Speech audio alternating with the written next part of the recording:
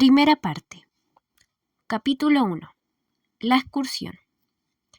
Los grandes habían hablado muchísimo de que era absolutamente indispensable partir temprano esa mañana, casi al amanecer, si querían llegar a su destino a una hora que justificara el viaje. Pero los niños se guiñaban un ojo al oírlos, sonriendo sin levantar la cabeza de sus torneos de pesique o de ajedrez, que parecían durar todo el verano. La noche anterior a la excursión que me propongo usar como eje de esta novela, Wenceslao dejó a su madre roncando con el láudano que tomó para poder dormir después de la efervescencia de los preparativos, y se escabulló de su lecho para ir a acurrucarse junto a Melania. Con la voz atenuada para que los lacayos no lo sorprendieran hablando después del toque de queda, le apostó una corona a que sus padres, que se complicaban con todo, serían incapaces de partir antes de las 11 de la mañana, si es que partían, y que tanta exaltación y preámbulo quedarían convertidos en la insoportable retórica con que acostumbraban encubrir sus fracasos. Melania le tironeó los bucles para castigarlo por este irrespetuoso vaticinio.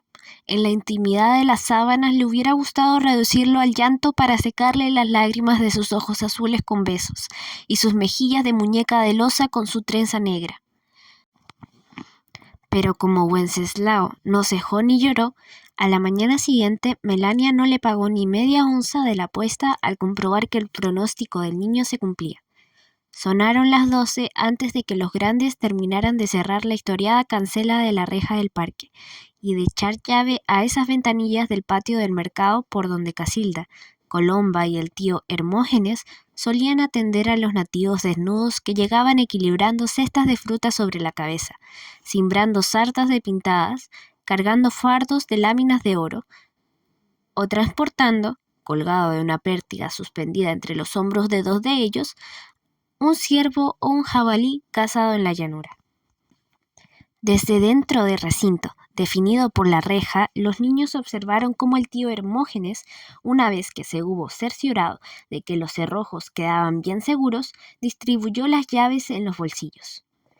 Y después que las madres les advirtieron a sus hijos por última vez, con un dedo en alto, que fueran comedidos y cuidaran a los menores, ellas, recogiendo los pliegues espléndidos de sus faldas de viaje, y ellos, haciendo fulgurar el charol de sus botas, subieron a los carruajes que iban partiendo uno en pos de otros, seguidos de los vehículos repletos con el vociferante ejército de sirvientes, encargados de almohadones y alfombras para reposar bajo los árboles, de administrar la compleja utilería destinada a que los señores mataran el tiempo, y del cocaví que los cocineros tardaron semanas en preparar, sudando sobre ollas que exhalaban vahos fragantes de trufas y especias.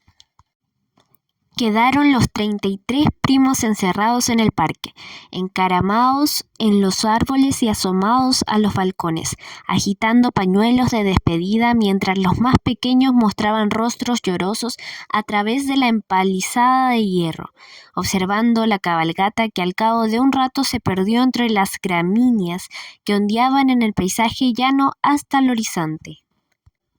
«Bueno», exclamó Wenceslao con un suspiro al apearse de la rodilla de Melania cuando los coches desaparecieron en lontananza. «Es una suerte que prometieran regresar antes que oscurezca», comentó ella, intentando asegurarse de esa promesa resultaría infalsificable, y se levantó de la hamaca del balcón desde donde presenciaron la partida. Mauro extendió sus piernas en la misma hamaca, observando cómo su prima aupaba a Wenceslao para sentarlo en la mesita de mimbre y dejarlo a una altura conveniente para peinarle los tirabuzones al anglés, tal como la tía Balbina se lo encomendó. Alzando el índice igual que las mamás, Melania amonestó al niño: «No te vayas a mover», y entró en la casa a calentar la tenaza para rizarlo. Entonces, con el propósito de hacer añicos el aire de candor con que Mauro había quedado, rascándose el acné de los primeros pelos de su barba, Wenceslao le preguntó: ¿No te parece que toda esta despedida tuvo una apariencia ficticia de lo más sospechosa como la escena final de una ópera? En nuestra vida aquí todo parece una ópera. ¿De qué te extrañas entonces? Estoy convencido de que partieron con el propósito de no volver nunca más. ¿Qué opinas tú si no eres más que la poupée diabolique? Pregúntale a tu amada inmortal que soy. Lo retó Wenceslao para que su primo, hoy agitado pese a sus esfuerzos por simular lo contrario, se revelara. Ella está bien enterada de todo lo referente a mi sexo. Mientes, Wenceslao, y ya nadie cree tus mentiras. Lo único cierto es que la tonta de tu madre te viste de niña y así debemos tratarte.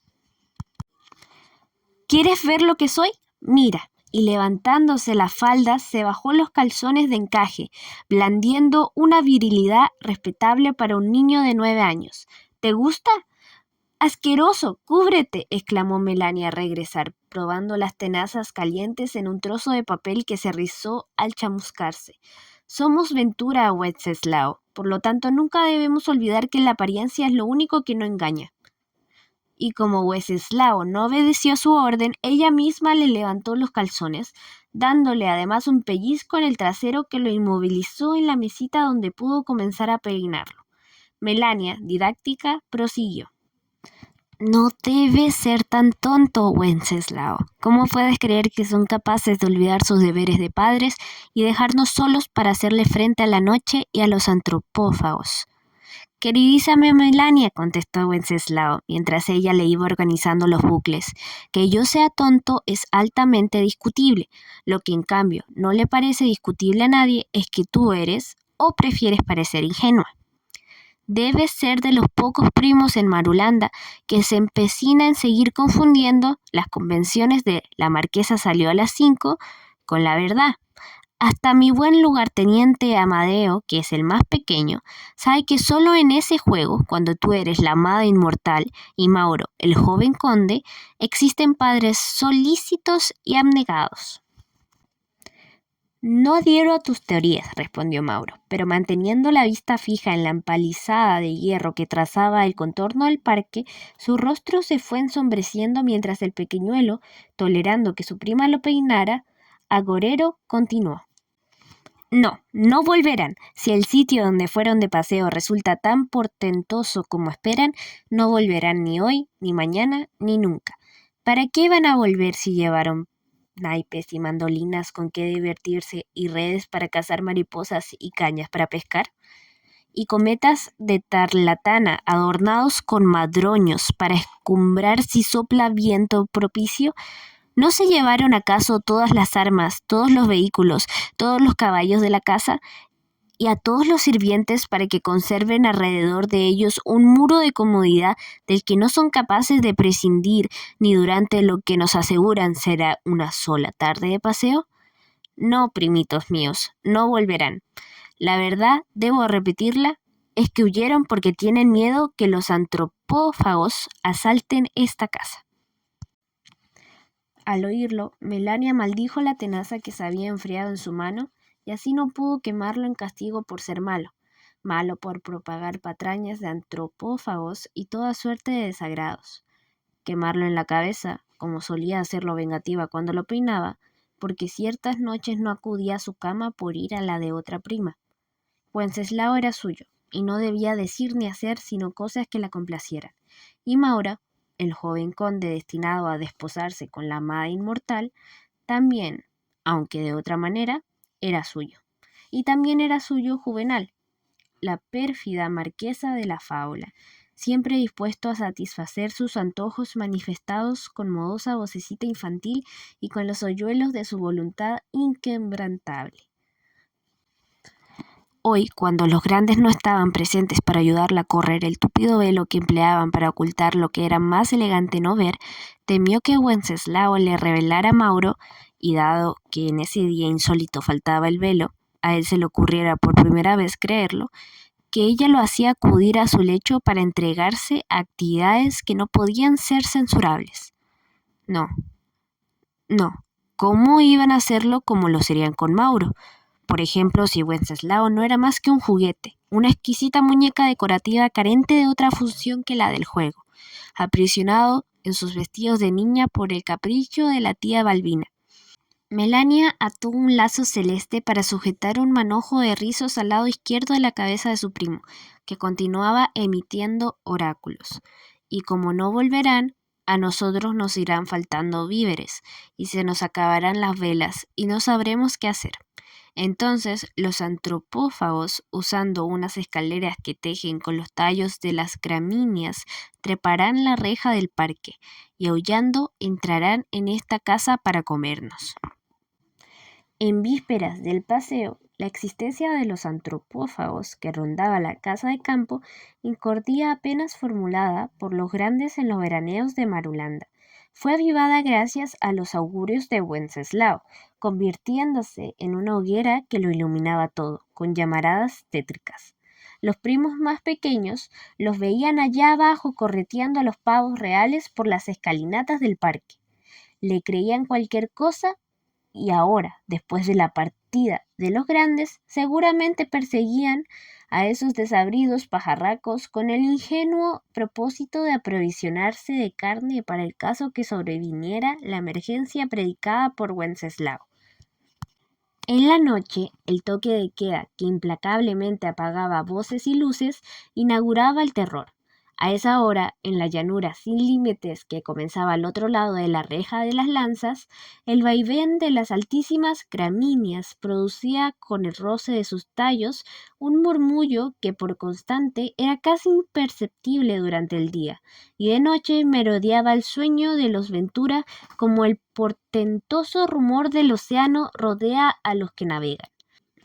En esa monodia vegetal exhumaba voces inidentificables en el silencio de las habitaciones donde los niños, con los ojos desorbitados bajo los doseles de seda que protegían sus sueños, se quedaban escondiendo los susurros por si contuvieran amenazas de los antropófagos del presente o del pasado, de la verdad o de la ficción. Wenceslao terminó su perorata proclamando: «Y a ti, Melania, te comerán de primera esas tetas, esas nalgas fastuosas. Los antropófagos te violarán y después de perder tu don más preciado, te comerán viva». Y Wenceslao hizo un feroz gesto de morder. «¡Pégale!», mandó Melania a Mauro. Este, posesionado de su papel de joven conde que protege a la amada inmortal, aprisionó a Wenceslao y terciándoselo sobre las rodillas mientras pataleaba y chillaba, y llorando prometía que nunca más, ayudado por Melania le subió las faldas, le bajó los calzones, azotándole el trasero infame hasta que le quedó ardiendo. El paseo de los Venturas se llevó a cabo cierto día después de la primera mitad del verano, cuando habitualmente, ahogados en el caserón y en el parque, los ánimos de los 33 primos y los de sus padres comenzaban a deteriorarse con la monotonía del croquet, del descanso en las hamacas, de los crepúsculos magníficos y de las comidas opíparas, sin que quedara nada nuevo que hacer ni que decir. Era la época en que brotaban espontáneamente, como brota la vida en el agua estancada que se pudre, rumores malsanos. Por ejemplo, aquel tan desusante de unos años atrás, cuando se dijo que los nativos que trabajaban en las minas de las montañas azules que teñían el horizonte iban cayendo víctimas de una epidemia que dejaría a toda la población lisiada. Y, en consecuencia, la producción de oro, cimiento de la opulencia de nuestros Ventura, iba a disminuir, sino a cesar. Pero no fue más que un infundio. Media docena de nativos muertos de vómito negro en una aldea a mucha distancia de las montañas donde los nativos martillaban el oro para convertirlo en las delgadísimas láminas que la familia portaba para adorar los palcos y los altares más suntuosos del mundo. Adriano Gomara, padre de nuestro amigo Wenceslao, fue a visitarlos porque era médico. Los examinó, curó a los que pudo, regresando a la casa de campo para apaciguar el pánico incipiente con su palabra serena. Era solo uno de esos rumores característicos de mediados del verano, cuando el aislamiento parecía inaguantable. todos los pasatiempos gastados, todas las relaciones conjugadas hasta el cansancio, sin que a nadie se le ocurriera nada más interesante en qué entretenerse, salvo ir contando los días que aún faltaban para que las gramíneas maduraran del todo y, al erguir por fin sus soberbios penachos platinados antes de comenzar a secarse y a desprender vilanos, la llanura misma les advirtiera así que había llegado el momento de hacer las maletas y preparar los coches para el regreso a la capital, llevándose sus hijos, sus sirvientes y su oro. Estos preparativos, mal que mal, constituían una manera irreprochable de matar el tiempo. Aquel verano, el que nos hemos imaginado como punto de partida de esta ficción, en cuanto la familia se instaló en Marulanda, los grandes sintieron que sus hijos tan amados andaban tramando algo. Resultaba bastante extraño que los niños no solo hicieran poquísimo ruido, sino que interfirieran muchísimo menos que otros años en el descanso de los adultos. ¿Era posible que por fin hubieran aprendido a pensar en la comodidad de sus padres? No, era otra cosa. Obedecían a algo así como una consigna. Sus juegos parecían no solo los más silenciosos, sino más distantes, más incomprensibles que los juegos de otros veranos. Los grandes, instalados en la terraza del sur, de pronto se dan cuenta que habían pasado casi toda la tarde sin verlos ni oírlos, y después de refrenar su sobresalto, quedaban atentos para atrapar los ecos que les llegaban desde los desvanes o desde los confines del parque, donde divisaban un grupo de niños escabulléndose entre los olmos. Los grandes seguían tomando té, bordando, fumando, haciendo solitarios, hojeando el folletín. A veces alguien osaba llamar a su hijo, que aparecía inmediatamente, quizás demasiado inmediatamente, como un títere mecánico que salta de su caja. Esta situación rebelde a toda exégesis se iba poniendo intolerable. Pero, ¿qué era lo intolerable? ¿Solo el silencio de los niños? ¿O esas sonrisitas con que guarnecían su aceptación de todo? ¿O su menguante ansiedad por acoger los privilegios concedidos a los mayorcitos, como el de bajar después de la cena al gabinete de los moros para ofrecer cajas de puros y bandejas con tacitas de café y mazapanes? Sí, detalles de esta índole espesaban la atmósfera, dejando a los Ventura a un solo paso del terror. Pero terror, en buenas cuentas, ¿de qué?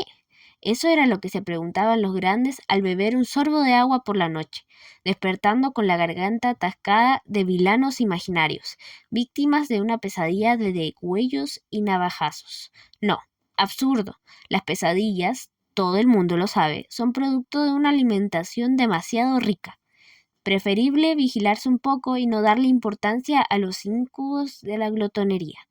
No había, ciertamente, nada que temer de niños bien educados que los adoraban, pero ¿y si en el fondo no los adoraran? Si sus retoños interpretaran como odio sus desvelos por ellos, como intentos para anularlos, el negarse a creer sus enfermedades, como deseo de robarles individualidad al emparejarlos con reglas que los regían por igual a todos? No, no, era una hipótesis demasiado absurda. Sus hijos, como debía ser, sentían confianza a sus padres, y ellos, en consecuencia, no podían abrigar ni miedo ni odio por sus polluelos. Al contrario, les demostraban continuamente que eran sus alhajas. Bastaba ver cómo se ocupaban de ellos. Teodora, adoración, cuidado con esa vela, que vas a morir achicharrada en una hoguera. Abelino, ángel mío, te vas a caer de esa balaustrada en que estás equilibrándote y te vas a reventar la cabeza contra las piedras. Zoe, hijita, se te puede infectar la rodilla si no le pides a alguien que te la limpie. Y si se te gangrena, te vamos a tener que cortar la pierna entera. Pero los niños eran tan perversos, tan testarudos, que repetían y repetían sus fechorías pese a saberlas penadas por los castigos en quien se encarnaba el amor paternal. Fue cuando el desasosiego estaba a punto de enmudecer a los Ventura que apareció como una burbuja iriciada, venida quién sabe de dónde y seduciéndolos para seguirla. La ocurrencia de efectuar el paseo de que aquí estoy hablando a cierto paraje muy dulce y muy remoto. Le embarquement por Sinter Elip, comentó Celeste señalando ese cuadro que colgaba en un muro de seda amarilla. Ninguna coartada más perfecta para eludir aquello que los niños podían estar tramando. Solo al fijar la fecha para el paseo pudieron relajarse, porque elaborando los detalles de este pasatiempo inaudito era necesario hablar de él, y dejaba de ser imperativa la conversación que debía definir el miedo para concederle todo su rango. Esta negligencia gozosa permitía que lo establecido, especialmente la autoridad en su forma más venerable, conservara intacto su prestigio. Está de más decir que nadie preguntó de dónde brotaba la idea del paseo. La perplejidad no cabía en personajes del talante de nuestra aventura, pero es posible que alguien, en respuesta a algo, dijera recordar que cuando niño oyó a su abuelo de luengas barbas aludir a la existencia, o sería solo a la expresión de su deseo de la existencia, de cierto pasaje maravilloso escondido en algún repliegue de sus extensísimas tierras. Otros apuntalaron estos recuerdos con anécdotas recogidas en la infancia y relegadas desde entonces a un sótano de la memoria, dándole cuerpo, al exhumarlas, a este hipotético Edén que fue cobrando, poco a poco, seductora consistencia. Comenzaron a perturbar la reclusión de Arabella en la biblioteca, y ella, eligiendo llaves del manojo que pesaba en su cinto, abrió arcones y armarios de madera olorosa. Bajo las telarañas y el polvillo de la carcoma aparecieron mapas, planos, crónicas, cartas que desteñidas y manchadas y borrosas habían permanecido olvidadas desde quién sabe cuándo. Y Arabella, enfocando sus gafas diminutas, descifraba los signos de los idiomas arcanos, proporcionando datos que era lícito interpretar como irrefutables, pruebas de la existencia del Edén que los estaban obsesionando. Los hombres de la familia, entonces tendidos en las hamacas bajo los tilos, hicieron comparecer ante ellos a delegaciones de nativos que podían saber algo. Ciertos ancianos, con cabezas gachas y espaldas encorvadas de respeto y temor, por medio de torpes onomatopeyas, lograron confirmar la existencia del paraje que ahora todos ansiaban que existiera. Su configuración, al parecer, no quedaba muy por debajo de lo que las fantasías del ocio veraniego hizo fermentar. ¿Por qué no ir, entonces? ¿Por qué no utilizar los escuadrones de coches y caballos en que llegaron a Marulanda para lanzarse a esta expedición que sería de puro entretenimiento?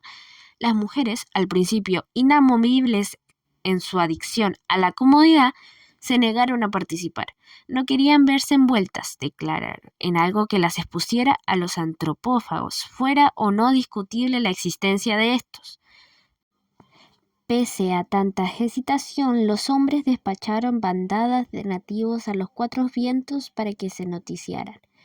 Los vaquianos regresaron con una flor azucarada, con un pájaro de cabeza de pedrería, con cuencos llenos de arena de plata, con tenazas purpúreas de crustáceos desconocidos. Las mujeres se englosinaron con esto, terminando por alegar que al fin y al cabo ellas, que sobrevellaban la carga más pesada del veraneo, puesto que su deber era ocuparse de los niños, merecían como premio este día de esparcimiento y se transformaron en las propulsoras más entusiastas del proyecto.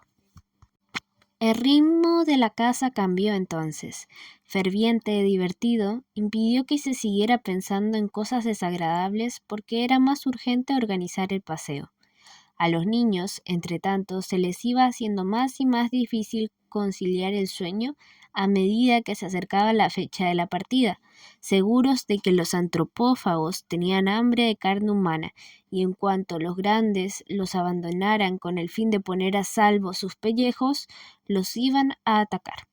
A medida que aumentaba el ajetreo de los preparativos, aumentaba en los niños la certeza de que todo caminaba hacia un fin total e inevitable para ellos, ya que solo los grandes tenían el privilegio de salvarse del holocausto porque pertenecían a la clase de personas que controlan los medios para hacerlo.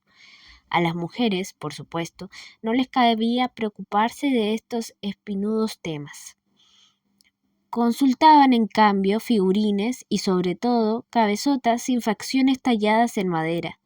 Construyeron sombreros que protegerían del sol sus frentes alabastrinas, decorando sus creaciones con el plumaje de los asombrosos pájaros del sur.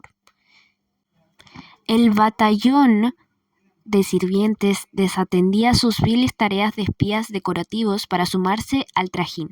Los hombres de la casa se dedicaban a hacerlos ejercitar los caballos, revisar los carruajes, lustrar los arneses, sillas y cabezales, y engrasar los ejes de todos los coches, hasta los de las carretelas y tartanas en que viajarían cientos de pinches de cocina y ayudantes de jardinero. Mientras desde el torreón, donde lo tenía encerrado su malvada parentela, como si él también quisiera participar en tanta animación, Adriano Gomara gritaba que lo salvaran, que lo mataran, que no lo dejaran seguir sufriendo, hasta que Froilán y Beltrán, sus celadores, lograban meterlo de nuevo en la camisa de fuerza y amordazarlo para que no perturbara con sus aullidos de loco los pasatiempos de los Ventura. Pero Adriano Gomara gritaba en su torreón desde hacía tantos años que los Ventura habían aprendido a vivir sin hacer caso de sus improperios y advertencias. Momentos después de la partida de la cabalgata, Wenceslao se dio cuenta de que los gritos de su padre, que no habían amainado en toda la mañana, habían cesado. «¡Canallas!», masculló al dejar de oírlos mientras bañaba su trasero maltratado en el bidet de porcelana rosa de su madre. «Lo durmieron con láudano». Se subió los calzones, arrepollando sus faldas de holán. Se trepó al taburete del tocador, donde Balbina lo sentaba para cubrirle el rostro con los aceites que lo dejaban convertido en un muñeco dulzón. Hoy, con la prisa de la partida, su madre no había tenido tiempo para hacerlo. Wenceslao se miró al espejo. Hizo un mojín coqueto, varando la cabeza sobre su hombro izquierdo, idéntico a un cromo, pero inmediatamente cuadró su espalda y frunció el ceño. Rebuscó entre frascos y cisnes, entre botellitas volcadas y pomos de colorete, encontrando por fin la tijera. Derramó hacia adelante sus rizos de oro, que fue cortando uno por uno, casi a ras del cráneo, dejándolos caer sobre el tocador, donde se empaparon en charcos de loción y se embadurnaron con ungüentos. Levantando la cabeza, se miró al espejo otra vez. Desde el azogue lo contemplaba un muchachito cuyos ojos no eran de porcelana.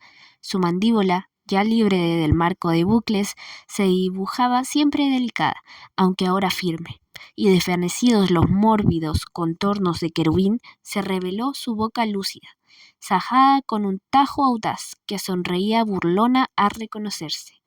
Adelantó la mano hacia el espejo para estrechar lo que se le ofrecía desde el otro lado.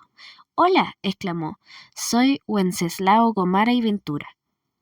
Para no malgastar su tiempo, prescindió de las demás formalidades de la presentación. Corría prisa. Así como era probable que los grandes no regresaran nunca más, no se debía descartar la posibilidad de que volvieran dentro de poco.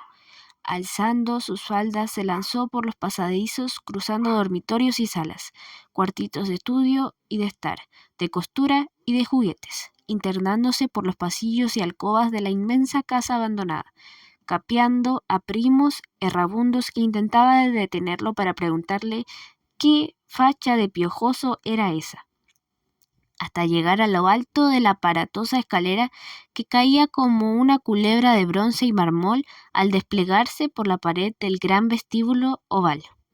Durante medio minuto Wenceslao titubeó junto a la farola que iniciaba el tobogán del pasamanos de bronce que 4 lacayos uniformados de amaranto y oro, con el pretexto de ocuparse incansablemente de pulirlo, solían vigilar para que ninguno de los niños cumpliera su anhelo de deslizarse por él. Como vio que ya estaba ocupado por un sinfín de primos riendo y chillando y atropellándose a resbalar por la bruñida superficie, prefirió bajar corriendo por la escalera. Abajo cruzó a todo escape la rosa de los vientos del pavimento del vestíbulo, atravesó el gabinete de los moros y la salita donde el tío Anselmo improvisó el ring de box sobre la alfombra de Beauvis y la galería de las mesas de la Malaquita hasta llegar accesando a la puerta de la biblioteca, donde se detuvo. Golpeó para anunciarse, entrando así que le abrieran desde el interior. ¿Arabella?, preguntó. Ya abajo, respondió su prima desde la más alta de las 4 galerías de libros. ¿Se fueron? Se fueron, pero Froilán y Beltrán me traicionaron. No voy a poder verlo hasta... Es cuestión de esperar un poco. Hace 5 años que espero. Mientras Arabella bajaba, y con el propósito de respetar el pudor de su prima, hubiera respetado también el pudor de las otras de ver en sus dengues algo más que simulacros.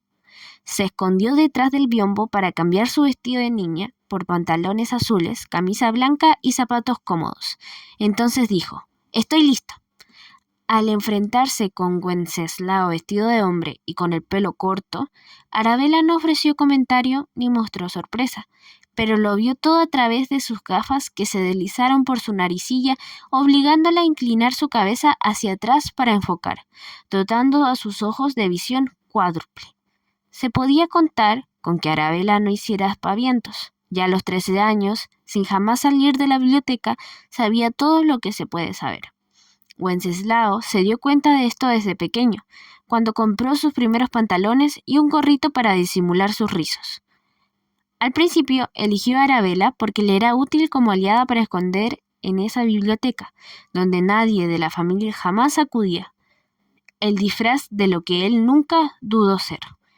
Cuando en la noche se escapaba del lecho, hurtándose a la vigilancia de los lacayos, bajaba a la biblioteca y se quedaba quieto, sin hacer ni decir nada, vestido de hombre durante horas y horas para recuperar el tiempo falsificado por sus atuendos de niña.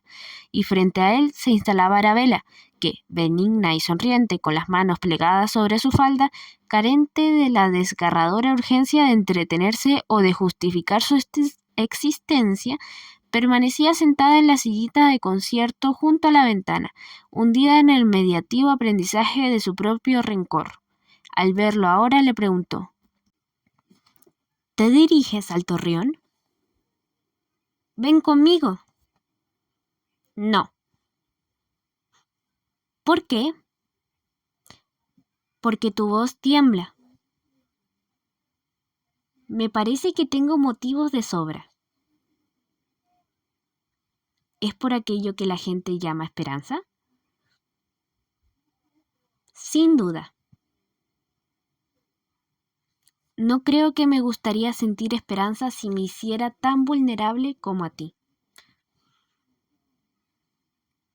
Si uno no siente esperanza, Arabella, uno se queda frío y solo durante toda la vida, y cuando llega la edad de entregarse a alguien o a una causa, uno no puede hacerlo. Yo me he entregado a la causa de alejarlos de aquí, y sin embargo, desconozco la emoción que a ti te embarga. Me pregunto si un rencor como el tuyo, móvil, en sí respetable, porque está bien fundado, puede ser cimiento de la esperanza. Arabella no tuvo que pensarlo para responder. No, pero al impulsarlos, por rencor, a emprender esta excursión y perderse en este espejismo, me sumo a tu esperanza sin compartir tu programa. Yo soy muy chico para tener otro programa que el de mi padre, lo que puede ser bastante peligroso. Entre los muchos ritos de Marulanda existía la hora de los arrumacos, cuando unas delante de las otras, para hacer gala de su ternura, las madres congregaban a sus hijos con el propósito de besarlos y acariciarlos apasionadamente, asegurándoles que ellas morirían si les sucediera algo malo. Una vez, durante esas competencias afectivas, Arabella, entonces pequeña, cayó fulminada por un síncope. Ludmila, su madre, presa del sufrimiento más indescriptible, intentó ahorcarse con una media de seda y así lucir la magnitud de su aflicción, pero trayendo hacia ella los cuidados de los médicos y de la familia. Pese al peligro en que se había precipitado la una a la otra, madre e hija pronto se recuperaron, y Ludmila, vencedora con esto en las justas de ternura, fue consagrada como modelo absoluto, como admirable monumento al amor maternal por su marido Terencio y por todos sus parientes. Arabella, desde ese momento, creció poco, haciéndose maestra en el arte de parecer no estar presente. Su cuerpo propiciaba el olvido de sus padres, como para protegerse de ellos, quedando desprovisto de jugos, frágil como flor seca en libro, como insecto que al morir se astillara en vez de podrirse. Mentía, sin embargo, al postular el rencor como su único móvil. La verdad es que todo en ella era encogido, no por el peso del llavero que colgaba de su cinto, sino por el dolor de saberse incapaz de ser fuente de placer para sus padres, los admirables Terencio y Ludmila. Su destino, en este sentido, no era distinto al de los demás primos, pero a ella, que no lo soportaba, la reducía, quedando rencor como la parte visible de su sufrimiento, a manera de corolario de lo que los grandes sentían o no sentían por ella. Quiso que de hecho dejaran de existir, no matándolos, por cierto, sino impulsándolos a emprender la gira con el fin de eliminarlos. Mucho me complacería poder anunciar a mis lectores que la idea del paseo se originó en esta muchachita singular, tan grave y elusiva. Sin embargo, no fue así. Ella, como Wenceslao, como todos los habitantes de la casa, incluso Adriano Gomara, ignoraba el origen preciso de la idea de la excursión. Pero fue ella quien aportó los datos más convincentes para dirigir a los padres hacia el paraje con que sus imaginaciones banales soñaban. Ella embaucó a los lacayos para que desde los desvanes bajaran a la biblioteca enormes arcones repletos de papelorios. Refinó los disimulos que iban a servir para despacharlos, exhumando polvorientos folios del fondo de baúles, y con la ayuda de Wenceslao se aplicó a transformar en cordilleras las manchas de mojo de algunos planos y los agujeros de termitas de ciertos mapas en sugerentes casualidades que podían interpretarse como pistas seguras. Los grandes quedaron pasmados de la pericia con que Arabella parecía traducir viejos idiomas cifrados con alfabetos ininteligibles. Pero en cuanto abandonaban la biblioteca, Arabella desaparecía de sus pensamientos para materializarse fugazmente en ellos otra vez cuando era necesaria alguna explicación. Era esto lo que no soportaba, que no la molestaran más, que partieran como por fin habían partido, y en cuanto Wenceslao la dejara tranquila dentro de un momento, podría comenzar su verdadera existencia, eternamente instalada en su sillita junto a la ventana, sin otra tarea, de la mañana a la noche, que la de consignar en su mente el desplazamiento de la luz por el engañoso parque de sus padres. Besó a Wenceslao en la frente para iniciar la despedida que la dejaría en paz. «Saluda a tu padre de parte mía», le dijo. «Te lo traeré. Te ruego que no lo hagas.